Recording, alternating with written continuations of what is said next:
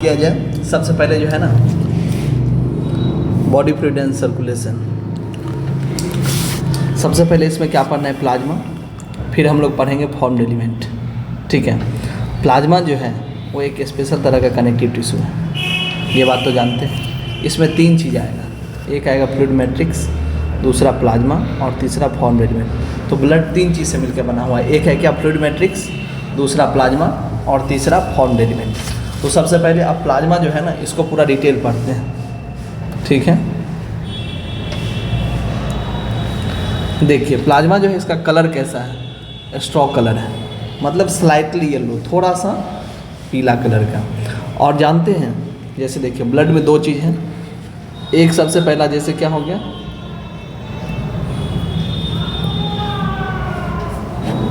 यहाँ पे समझाते हैं। ब्लड जो है ना इसमें दो चीज़ के बारे में मेजरली पढ़ेंगे, एक प्लाज्मा और दूसरा पढ़ेंगे फॉर्म्ड एलिमेंट। ठीक है, प्लाज्मा के बारे में सबसे पहला बात देखिए, ये कितना परसेंट पाया जाता है ब्लड का, 55%। ठीक है, और फॉर्म्ड एलिमेंट है 45%। ठीक है, प्लाज्मा में सबसे वाटर प्रेजेंट रहेगा, ये कितना 90 से 92%। ठीक है, और इसमें जो है ना तीन प्रोटीन भी हैं, एक एल्ब्यूमिन है, दूसरा ग्लोबुलिन है और तीसरा फाइब्रिनोजेन है। एल्ब्यूमिन जो है इसका काम है ऑस्मोटिक बैलेंस, मतलब वाटर के लेवल को और आयंस के लेवल को ब्लड में मेंटेन कौन करेगा, एल्ब्यूमिन। ग्लोबुलिन का काम क्या है, डिफेंस मैकेनिज्म, ये एंटीबॉडी बनाने का काम करेगा। फाइब्रिनोजेन जो है इसका काम है ब्लड क्लॉटिंग, ब्लड क्लॉटिंग के समय ये जो है ना ऐसे फाइबर बनाने का काम करेगा। ठीक है, तो देखिए चलिए आप प्लाज्मा पूरा पढ़ के देखते हैं। सबसे पहले प्लाज्मा का कलर कैसा है, स्ट्रॉ कलर है। ठीक है, ये कितना परसेंट है, 55%। इसमें वाटर कितना परसेंट है, 90 से 92%। ठीक है, उसके बाद इसमें तीन प्रोटीन का डिस्कशन किए, एक फाइब्रिनोजेन, ग्लोबुलिन और एल्ब्यूमिन। ठीक है, ये तीन मेजर प्रोटीन इसमें आते हैं प्लाज्मा में। अब इससे आगे देखा जाए, जो फाइब्रिनोजेन जो है ना इसका काम क्या होता है, तो ब्लड क्लॉटिंग, ये ब्लड को क्लॉट करवाएगा। ठीक है, उसके बाद अगला टर्म आता है ग्लोबुलिन। ग्लोबुलिन जो है ना इसके बारे में हम बताएं डिफेंस मैकेनिज्म। ठीक है, जैसे हम लोग एंटीबॉडी में लिखेंगे IgA, तो इम्यूनोग्लोबुलिन A है ये। ठीक है, तो ये G जो है ये क्या है, डिफेंस मैकेनिज्म में, मतलब एंटीबॉडी बनाने के में हेल्प में आएगा। ठीक है, उसके बाद आएगा एल्ब्यूमिन। एल्ब्यूमिन का काम है ऑस्मोटिक बैलेंस, मतलब आयंस के लेवल को इसमें क्या करेगा, ब्लड में मेंटेन करेगा। उसके बाद कहा जाता है क्या, कि इसमें स्मॉल अमाउंट में जो है ना प्लाज्मा मिनरल भी प्रेजेंट होता है, जैसे सोडियम हो गया, कैल्शियम हो गया, ठीक है, मैग्नीशियम, क्लोरीन, ये सब। और उसके अलावा भी इसमें ग्लूकोज, एमिनो एसिड, लिपिड्स, ये सब प्रेजेंट होता है। ठीक है, उसके बाद कहा जाता है प्लाज्मा में जो फैक्टर है ना, क्लॉटिंग फैक्टर, वो प्रेजेंट रहेगा प्लाज्मा में किस फॉर्म में, इनएक्टिव फॉर्म में। समझे कि नहीं, इनएक्टिव फॉर्म में रहेगा तब तो वो जो है ना ब्लड क्लॉट ट्रांसफ़र कर पाएगा, नहीं तो पता चला क्या जो ब्लड वेसल के अंदर ही जो है ना वो क्या करवा देगा, ब्लड को क्लॉट करवा देगा, तो दिक्कत हो जाएगा। तो ये क्या रहेगा, इनएक्टिव फॉर्म में। ठीक है, उसके बाद प्लाज्मा विदाउट क्लॉटिंग फैक्टर जो है ना इसको हम क्या बोलते हैं, सीरम। ये बहुत इंपॉर्टेंट टर्म है। ठीक है, प्लाज्मा विदाउट क्लॉटिंग फैक्टर क्या आ गया, सीरम। ये नीट में पूछा गया क्वेश्चन है। इसके बाद टर्म आता है फॉर्म्ड एलिमेंट। ठीक है, तो फॉर्म्ड एलिमेंट जो है, यहाँ देखिए फॉर्म्ड एलिमेंट को हम तीन भाग में बांटते हैं। एक है अपना क्या, प्लेटलेट्स, दूसरा है WBC और तीसरा है क्या, RBC। ठीक है, तो देखिए प्लेटलेट के बारे में पहले कुछ टर्म पढ़ा जाए। प्लेटलेट जो है ना ये बनेगा किससे, तो मेगा कैरियोसाइट से। किससे बनेगा, मेगा कैरियोसाइट से। और ये मेगा कैरियोसाइट क्या है, फ्रेगमेंट है। ठीक है, उसके बाद अगला टर्म आता है क्या, जिसका संख्या कितना पाया जाएगा, तो 1.5 लाख से लेकर के और 3.5 लाख तक, 1.5 लाख से 3.5 लाख तक। अगर प्लेटलेट का कमी हो गया, ठीक है, तो क्लॉटिंग डिसऑर्डर हो जाएगा। वैसे केस में ब्लड क्लॉट करना जो है ना मुश्किल है, ठीक है, क्योंकि देखिए फाइब्रिनोजेन तो ऐसे थ्रेड बनाएगा, ठीक है, ये थ्रेड बनाए, लेकिन प्लेटलेट्स यहाँ जाता है तो ऐसे चिपक चिपक के जो है ना ब्लड क्लॉटिंग करवाता है। तो बताइए अगर प्लेटलेट नहीं रहेगा तो ब्लड क्लॉटिंग होगा? नहीं होगा, ठीक है। और प्लेटलेट का दूसरा नाम जो है ना वो थ्रोम्बोसाइट्स है। क्या नाम है? थ्रोम्बोसाइट्स। देखिए आप पढ़ के देखते हैं पहले, फिर आगे बढ़ेंगे।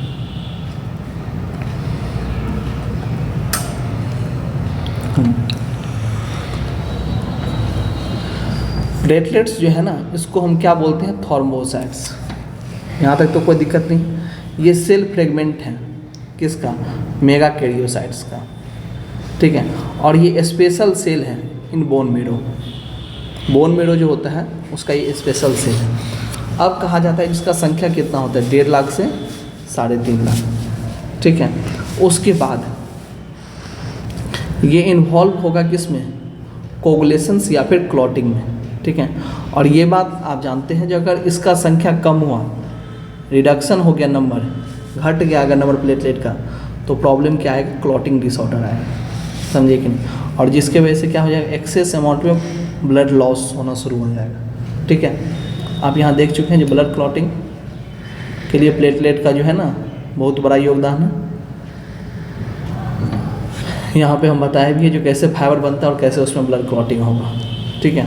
अब देखिए उसके बाद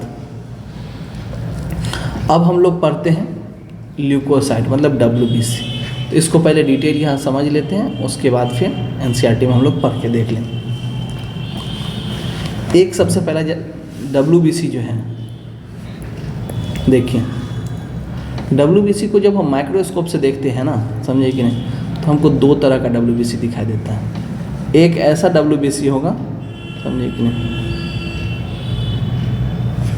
जिसमें क्या होगा? देखिए छोटा छोटा ग्रेन्यूल्स होगा, दाना जैसा होगा स्ट्रक्चर इसमें। तो अगर इसमें ग्रेन्यूल्स है तो इसको ग्रेन्यूलोसाइट हम बोलेंगे। और कुछ ऐसा होगा जिसमें कोई ग्रेन्यूल्स नहीं होगा, इसको हम एग्रेन्यूलोसाइट बोलेंगे। इसमें कोई भी तरह का ग्रेन्यूल्स प्रेजेंट नहीं है, ठीक है। वो आप देख ही रहे हैं इसमें कोई भी दाना नहीं है। अगला टर्म आएगा क्या? जो ये ग्रेन्यूल्स है तो आखिर वो कैसा ग्रेन्यूल्स है? तो अगर ये एसिडिक है तो इस्नोफिल इसको बोलेंगे, अगर ये बेसिक है तो बेसोफिल बोलेंगे, और अगर ये न्यूट्रल है तो न्यूट्रोफिल्स बोलेंगे, ठीक है। अब देखिए एक बात समझिए, न्यूट्रोफिल जो है ना ये सबसे ज़्यादा है, 60 से 65% ये पाया जाता है टोटल WBC का। बेसोफिल जो है ना ये 0.5 से 1% तक पाया जाता है, ठीक है। उसके बाद स्नोफिल जो है 2 से 3% पाया जाता है, 2 से 3%। तो न्यूट्रोफिल सबसे ज़्यादा है, कितना है? 60 से 65%। बेसोफिल कितना है? 0.5 से 1%। स्नोफिल कितना है? 2 से 3%। अब आते हैं पढ़ते हैं हम लोग एग्रेन्युलोसाइट के बारे में। एग्रेन्युलोसाइट जो है ना ये 2 तरह का है। एक है इसमें लिम्फोसाइट्स और दूसरा है मोनोसाइट। लिम्फोसाइट 20 से 25% तक होता है, ठीक है, और मोनोसाइट 6 से 8% तक होगा। अब कहा जाता है लिम्फोसाइट का भी 2 टाइप है, एक है T लिम्फोसाइट और दूसरा है B लिम्फोसाइट। ये T जो है, ये टर्म T आया है थाइमस ग्लैंड्स, किससे? थाइमस। और B लिम्फोसाइट में B जो है ये B टर्म आया है बोन मेरो से, ठीक है। अब देखिए इसको जो है ना न्यूट्रोफिल और मोनोसाइट, ये दोनों का फंक्शन जो है ना फेगोसाइटिक की नेचर है। ये क्या करेगा? तो जैसे बैक्टीरिया है ये सब को जो है ना निगल जाने का काम करेगा, सेल ईटिंग, तो ये फेगोसाइटिक की नेचर है। अब देखिए बेसोफिल जो है ना ये इन्फ्लेमेटरी रिएक्शन, कभी जैसे चोट लग जाता है कभी, ठीक है, तो उसमें स्वेलिंग हो जाता है, तो उस समय बेसोफिल जो है ना कुछ केमिकल रिलीज करता है जिसका नाम है हिस्टामाइन, हेपेरिन और सेरोटोनिन। ये सब केमिकल कौन रिलीज करेगा? तो बेसोफिल। कब? इन्फ्लेमेटरी रिएक्शन के दौरान, ठीक है। उसके बाद अगला टर्म सुनिए, एस्नोफिल जो है ये एलर्जिक रिएक्शन के दौरान जो है ना इसका नंबर इंक्रीज करेगा, ठीक है। उसके बाद बचा लिम्फोसाइट। लिम्फोसाइट जो है ना ये एंटीबॉडी बनाने में हेल्प, मतलब एंटीबॉडी बनाएगा। इसमें टी लिम्फोसाइट जो है वो हेल्प करेगा और बी लिम्फोसाइट जो है वो अपना एंटीबॉडी बनाएगा। अब चलिए पूरा का पूरा WBC यही है। अब इसको जो है ना NCERT में एक बार पढ़ के देख लेते हैं, ठीक है। सबसे पहला टर्म देखिए,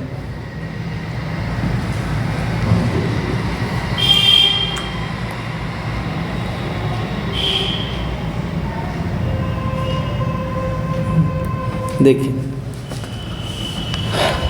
ये जो है ना WBC वो कलरलेस है, ठीक है, क्योंकि इसमें कोई भी हीमोग्लोबिन जैसा पिगमेंट प्रेजेंट नहीं है। दूसरा बात, ये न्यूक्लिएटेड है, इसमें न्यूक्लियस प्रेजेंट। इसका संख्या जो है वो 6000 से 8000 तक है, ठीक है। अब हम इसको कितना मान, ये जो है ना WBC इसका लाइफ स्पेन बहुत छोटा है, ठीक है। कहा जाता है क्या, जो अब WBC कितना तरह का है, दो, एक है ग्रेन्युलोसाइट, दूसरा है ग्रेन्युलोसाइट। ग्रेन्युलोसाइट में बताए थे ग्रेन्यूल 3 तरह का हो सकता है, अगर न्यूट्रल है तो न्यूट्रोफिल्स, एसिडिक है तो एस्नोफिल, बेसिक है तो बेसोफिल, ठीक है। ये सब ग्रेन्युलो टाइप्स का एग्जाम्पल हुआ 3।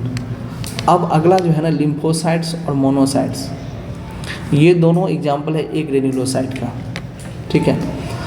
एक टर्म हम बताए थे जो न्यूट्रोफिल सबसे ज़्यादा एबॉन्डेंट है, देखिए मोस्ट एबॉन्डेंट सेल है, 60 से 65% ये पाया जाता है, ठीक है। फिर दूसरा टर्म आएगा बेसोफिल। बेसोफिल के बारे में बताए थे 0.5 से 1%। फिर बताए थे न्यूट्रोफिल्स और मोनोसाइट्स, ये दोनों तो एक ग्रेन्युलोसाइट है, मतलब न्यूट्रोफिल्स और मोनोसाइट ये दोनों फैगोसाइटिक इन नेचर है, ठीक है। ग्रेन्युलो और एक ग्रेन्युलो तो हम लोग ऊपर देख चुके हैं, ये दोनों फैगोसाइटिक इन फंक्शन शो करेगा। उसके बाद बताए तो बेसोफिल जो है ना वो सिक्रीट करेगा हिस्टामाइन, हेपेरिन और सेरोटोनिन, ये 3 कंपाउंड, कब, इन्फ्लेमेटरी रिएक्शन के दौरान, ठीक है। एस्नोफिल जो है वो रेसिस्ट करेगा इन्फेक्शन से, ठीक है, और इसका काउंट कब बढ़ेगा, तो एलर्जिक रिएक्शन के समय, ठीक है। लिम्फोसाइट 20 से 25% पाया जाता है, और 2 मेजर अलग अलग फॉर्म है लिम्फोसाइट का, एक है बी लिम्फोसाइट, दूसरा है टी लिम्फोसाइट्स, और ये रिस्पॉन्सिबल है किसके लिए, इम्यून रिस्पॉन्स के लिए, ठीक है। अब देखिए तो ल्यूकोसाइट तक क्लियर हो गया WBC, ठीक है। ल्यूकोसाइट्स का ही दूसरा नाम हम लोग बोलते हैं WBC, ठीक है, वाइट ब्लड से। अब एरिथ्रोसाइट्स RBC के बारे में पढ़ते हैं। ये सबसे ज़्यादा मोस्ट एबंडेंट है, समझिए कि जितना भी फॉर्म्ड एलिमेंट है उसमें सबसे ज़्यादा कौन पाया जाएगा, RBC, ठीक है। अब कहा जाता है क्या,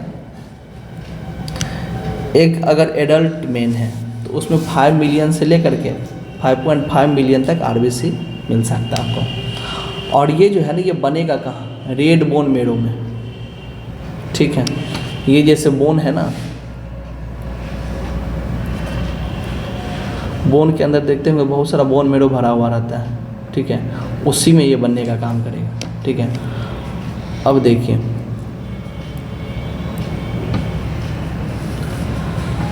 इसमें जो है ना RBC में न्यूक्लियस अब्सेंट रहेगा, ठीक है। उसके बाद RBC का शेप कैसा होगा, बाइकॉनकेव इन शेप। बाइकॉनकेव मतलब जानते हैं ना, इस तरह से,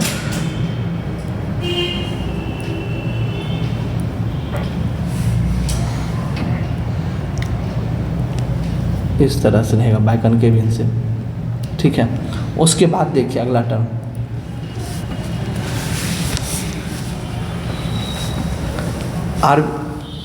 RBC जो है ना उसमें रेड कलर का आयरन कंटेनिंग पिगमेंट पाया जाता है जिसका नाम है हीमोग्लोबिन, ठीक है। और आपको पता होना चाहिए हीमोग्लोबिन जो है 97%, हीमोग्लोबिन 97% जो है ना ऑक्सीजन का ट्रांसफ़र करवाएगा, ठीक है, इसी से होगा। उसके बाद देखिए अगला टर्म क्या आ गया, जो एक हेल्दी अगर कोई मेन है तो उसमें 12 से 16 ग्राम तक हीमोग्लोबिन मिलेगा, कितना ब्लड में, 100 ml ब्लड में।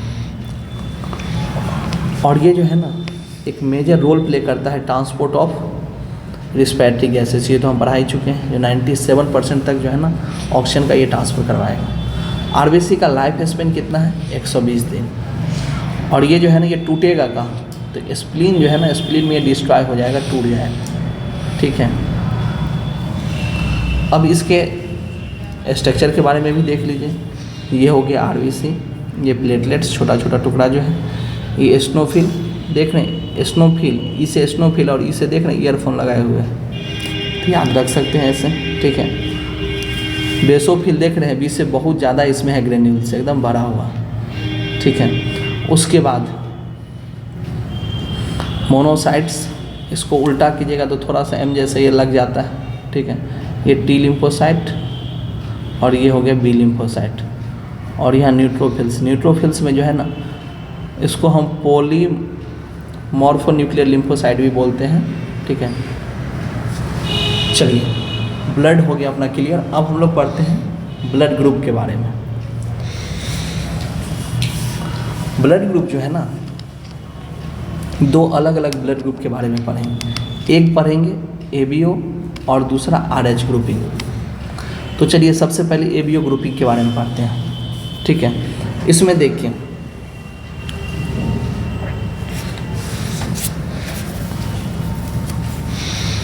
एबीओ, ये जो ग्रुपिंग है ब्लड ग्रुपिंग, ये बेस्ड है किस पे? जो आखिर एंटीजन प्रेजेंट है या फिर अब्सेंट है उसके बेसिस पे। एक बार देखिए बताते हैं। ये जैसे मान लीजिए जो आरबीसी है, ठीक है। आरबीसी के सरफेस पे, आरबीसी के सरफेस पे एक कंपाउंड है जिसका नाम है एंटीजन, ठीक है। तो उसी एंटीजन के बेसिस पे जो है ब्लड ग्रुपिंग होता है। जो एंटीजन होगा, समझे कि नहीं, एंटीजन जो होगा वही ब्लड ग्रुप होगा। तो एंटीजन दो है, एक है ए और दूसरा है बी। तो देखिए क्या क्या कॉम्बिनेशन बनता है। अगर एंटीजन ए है तो ब्लड ग्रुप ए होगा, सेम होता है दोनों में। अगर बी है तो बी, अगर ए बी है तो ए बी, अगर जीरो कुछ नहीं है, नील है, तो ओ लिख देंगे इसमें, जीरो। एंटीबॉडी एंटीजन के ठीक उल्टा होता है। जैसे ए है एंटीजन तो इसमें एंटीबॉडी क्या होगा? बी। एंटीजन बी है तो एंटीबॉडी ए, और एंटीजन अगर ए बी है तो एंटीबॉडी नील, इसमें कोई एंटीबॉडी नहीं होगा। लेकिन अगर एंटीजन नील तो एंटीबॉडी दोनों ए और बी, ठीक है। अब देखिए अगला टर्म आ गया क्या? जो ओ ब्लड ग्रुप जो है वो कोई भी ब्लड ग्रुप वाला है उसको दिया जा सकता है, ठीक है। तो इसीलिए इसको हम बोलते हैं यूनिवर्सल डोनर, ये किसी को भी दिया जा सकता है। जबकि ए बी है ये यूनिवर्सल रिसेप्टर है, समझे कि नहीं, वो एक्सेप्ट कर सकता है किसी भी ब्लड ग्रुप को, ठीक है। इसलिए इसको बोलते हैं यूनिवर्सल रेसिपिएंट, ठीक है। यहाँ देखिए वो यूनिवर्सल डोनर है, सब में दिया जा सकता है। क्यों है यूनिवर्सल डोनर? क्योंकि देख रहे हैं ना इसमें कोई एंटीजन ही नहीं है, समझे कि नहीं, एंटीजन जीरो है इसमें। और ये जो है ए बी, इसमें देखिए कोई एंटीबॉडी ही नहीं है, इसलिए ये यूनिवर्सल रेसिपिएंट है, सारे अथी को एक्सेप्ट करेगा, सारे ब्लड ग्रुप। अब चलिए सबसे पहले देखा जाए एंटीजन। अभी बताए जो आरबीसी के सरफेस पे एक प्रेजेंट होने वाला केमिकल है जो इम्यूनिटी को क्या करता है? इंड्यूस्ड करता है, ठीक है। अब कहा जाता है क्या, दो अलग अलग जो है ना इसमें एंटीबॉडी प्रेजेंट होता है, ठीक है। उसके बेसिस पे चार अलग अलग पॉसिबल है ब्लड ग्रुप का। एक सबसे पहला ए बी, ए बी और ओ, ठीक है। अब कहा जाता है क्या, जो ब्लड कभी भी डोनेट करने से पहले या किसी को देने से पहले केयरफुली मैच होना चाहिए। अगर मैच नहीं हुआ तो कभी कभी जो है ना एलर्जिक रिएक्शन होने का प्रोबेबिलिटी रहता है, समझिए कि। तो यही था एबीओ ग्रुपिंग। अब अगला जो ग्रुपिंग पढ़ना हुआ है आरएच ग्रुपिंग। आरएच ग्रुपिंग में देखिए क्या पढ़ना है। सबसे पहले इसके बारे में सबसे पहले जो पता चला था वो रेसियस मंकी, ठीक है। ये एक मंकी का टाइप है जिसमें पता चला था, ठीक है। और कहा जाता है क्या, जो RH पॉजिटिव, ठीक है, इसमें कुछ अलग अलग तरह का एंटीजन है। अगर वो प्रेजेंट है, समझिए कि नहीं, तो हम लोग पॉजिटिव बोलेंगे, RH पॉजिटिव, और ये अलग तरह का एंटीजन अगर नहीं है तो RH निगेटिव। आपको पता होना चाहिए जो RH पॉजिटिव जो है ना वो मेजर है, अप्रॉक्सीमेट 80%, समझे कि नहीं, टोटल ह्यूमन्स का। उसके बाद कहा जाता है क्या, जो इसका कुछ जो है ना मिसमैचिंग का कंडीशन भी आता है, ठीक है। तो RH पॉजिटिव समझ में आ गया, जिसमें एंटीजन प्रेजेंट है वो RH पॉजिटिव, जिसमें नहीं है वो है RH निगेटिव, ठीक है। उसके बाद देखिए अगला टर्म क्या है, इसके मिसमैचिंग को पूरा समझाते हैं, सुनिए। देखिए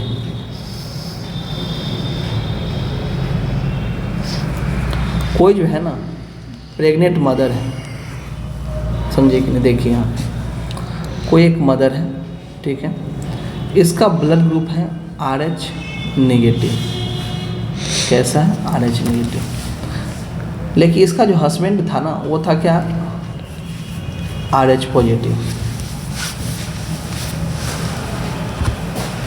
ठीक है, ये RH पॉजिटिव है। तो क्या लग रहा है, जो ऐसे कंडीशन में RH पॉजिटिव इसका चाइल्ड हो सकता है कि नहीं हो सकता है। देखिए अगर मान लीजिए ये कोई फर्स्ट चाइल्ड है, ये अगर RH पॉजिटिव हो गया, ठीक है, तो स्टार्टिंग स्टेज में कोई दिक्कत नहीं है, लेकिन बाद में क्या होगा डिलीवरी के टाइम,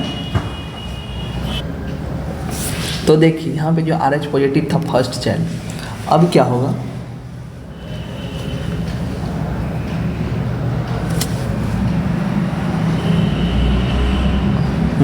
सुनिए, ये RH पॉजिटिव है ब्लड ग्रुप, ये क्या किया गया, जब इस चाइल्ड का डिलीवरी होगा ना उस समय इसका कुछ ब्लड मदर के बॉडी के अंदर चले जाएगा, ठीक है, प्लेसेंटा के जरिए। तो क्या हुआ, मदर का तो ब्लड ग्रुप था RH निगेटिव, उसके मतलब बॉडी में चलेगी RH पॉजिटिव, तो क्या होगा, RH पॉजिटिव के अगेंस्ट एंटीबॉडी बनेगा, किसके अगेंस्ट, RH पॉजिटिव के अगेंस्ट।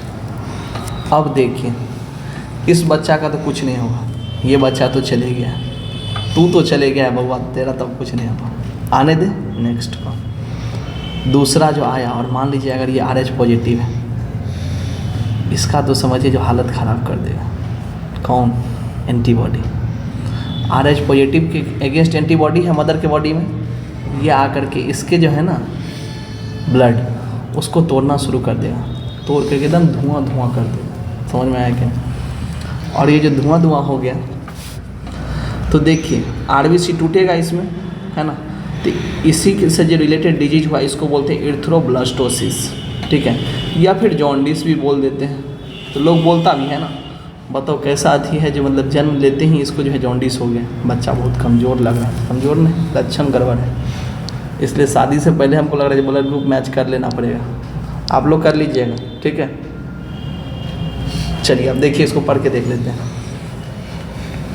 प्रेग्नेंट मदर है, इसका क्या है, RH निगेटिव ब्लड ग्रुप, ठीक है, लेकिन क्या होगा, चाइल्ड जो है ना बचपन का RH पॉजिटिव, ठीक है। उसके बाद कहा जाता है क्या कि देखिए फर्स्ट प्रेगनेंसी जो होगा तो उसमें जो है ना क्या हो जाएगा, ब्लड ट्रांसफ़र हो जाएगा मदर के बॉडी में, किसके जरिए, प्लेसेंटा के जरिए, ठीक है, लिखा हुआ है ना ड्यूरिंग द फर्स्ट डिलीवरी के समय वो ट्रांसफ़र हो जाएगा, जिसके वजह से क्या हो जाएगा, फीटस का जो RH पॉजिटिव है इसके अगेंस्ट एंटीबॉडी बन जाएगा, ठीक है, मदर के बॉडी में। अब वो क्या करेगा, अगला अगर बच्चा आया और उसका अगर RH पॉजिटिव हो गया तो उसको डिजीज हो गया एरिथ्रोब्लास्टोसिस, या फिर जॉन्डिस भी बोलते हैं, ठीक है।